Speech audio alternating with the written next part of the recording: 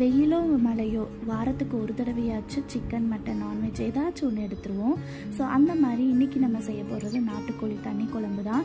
So வெஜ்ஜாக இருந்துச்சுன்னா காலையில் டிஃபனுக்கு ஒன்று, மதியானம் சாப்பாட்டுக்கு ஒரு வெரைட்டி, அந்த மாதிரி நிறைய செஞ்சுட்டே இருக்கணும். இந்த வெயில் காலத்தில் அடுப்புக்கிட்டேயே இருக்கிற மாதிரி இருக்கும்.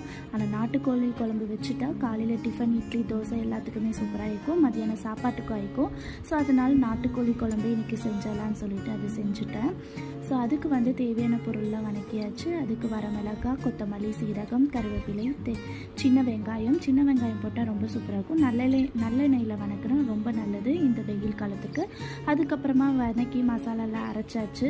அரைச்சதுக்கப்புறமா நம்மளுடைய கோழியை வாஷ் பண்ணிவிட்டு அதுக்கப்புறமா நல்லெண்ணெயில் தாளிச்சுக்கோங்க. தாளித்து இந்த மாதிரி குழம்பு வச்சு சாப்பிட்டா அதோட சுகமே தனி தான்.